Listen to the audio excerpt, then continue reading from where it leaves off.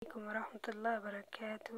كمين هجا فيا قبتني سننجرة ورّي من تبراتي ساكمي بجراتني سننجرة هدا كفتا دليني دنيتشان جتشودا كسي كنو كمارجتان قبي فني وعند جاهزة قدرني كسي كاسننجرة booda akkanatti diddiqqeessee gasharee diddiqqeessee mummuree danfisee booda isaa gammootu maalitti naqadhe gingilchan naqadhe jechuudha. Akka fireen isaa keessaa wanni hin taanetti gingilchatti baada naqadhe ammootu waa hunda shunkurtaa bakuluunisa kusbaraa soogidda filfila aswadii filfila gurraattii jechuudha. Barbaree gurraattii san jechuudha. Kunoo amma akkana salagamee masluugaa ta'ee jechuudha. Amma immoo hin argitanii jechuudha. Kunoo kuduraaleen akkatti qopheeffadhe kana booda immoo wantoota isa duubaan qophaa'e hunda argitanii. Maaliif jenna yeroo sanitti viidiyoon yeroo horaaban viidiyoo adda muruu irraa sagalee keessaa booda baafachuutu irraa fitala waan ta'eef saniif jalatti isinii qabe yeroo sani baay'ee nama mijatu jechuudha dhugachuuf. Akkasii ammoo maaliif sagalee namatti na bira jira kanaaf isiniin jira kanaaf adda baasee seeraan ingilizii garii sagaleen mankiyyaa waan hin jirreef jala isinii qabaa jira jechuudha. Kun amma akka argitan shunkurtiidha.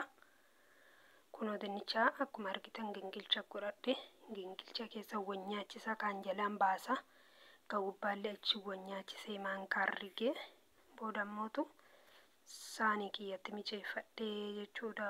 Waani wallaahi maashaallah tabaarakallah seeraan nama nyaachisa isiniin jedha.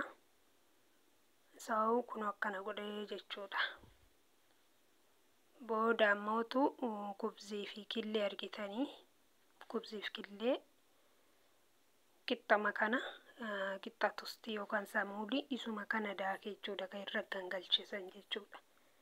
Killee keessatti wanta kana eega buruurii godhee ka'ee killee keessatti gargalchee lamuu deebi'ee kubzii daakkamte san keessa gargalchaa jechuudha.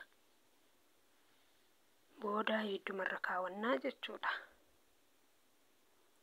Nyaata baay'ee bareedaadha jechuudha. Dalaytanii akka feetanii ilaaluu dandeettanii. Shunkurtiidha kun shunkurtii bulee jechuudha. Kusbara bakuluunisa daakuudha achiin boodatti kun feewaniidha. Soogidda ashaboo jechuudha. Booda maali daakuudha. Yookaan filfila jechuudha. Gurraatti afaan keenya dagannee abboo eega akkana goseensisee daakuufisii akkana goseensisee ka'ee dinnicha amma buruuriin isaa mul'atu jechuudha. Dinnicha wanti takka keessa hin jiru jechuudha akkuma daakuuti. Maaliif gingilcha keessa rigee waan ta'eef kunoo ishii argaartanii ishii daakkadde wanniidha jechuudha. Amma kun ishii tostiidha. Ishii tostiidha. Makiina majookii xiqqallaa tadheen jechuudha. Kun akka shabaqaa sanii warri hin beekne asumaan laala. Makiina akka shabaqaa sanii. Kunoo killeedha jechuudha. Wayyaa harka tokko yaa rabbi warra harka tokko kenneef alhamdulillahi jedha warri harka lama qabu. Nu ammoo kaameraaf jennee harka tokkoon akkana taane. Amma immoo killee lammaffaadha. Killee lama jechuudha. Lamayyuu hundan fixatu. Akkasii kunoo ishiin kana gadaakkame. Kunoo dinnichaa akkana ta'e kana kun argaartanii. Wallaahi nyaata baay'ee bareedaadha maashaallah. akkasii ani isinitti jabeessuu irra qabuma keessanii dalaytanii ilaaltanii jechuudha.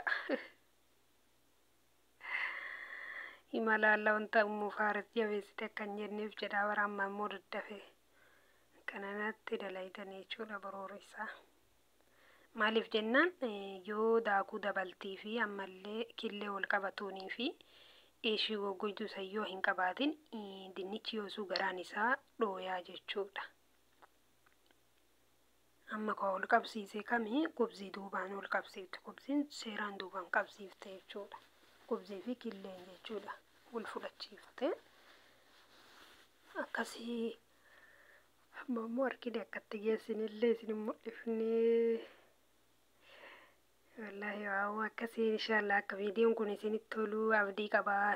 Wanti sagalee jalatti addaan isinii baasuu fi akkanatti wanni godhe garuu akkaan isinii adda baasaa jiru kana isinis like share subscribe godhaa share godhaa isiniin jedha. Kun warraayyuu utadde argaartanii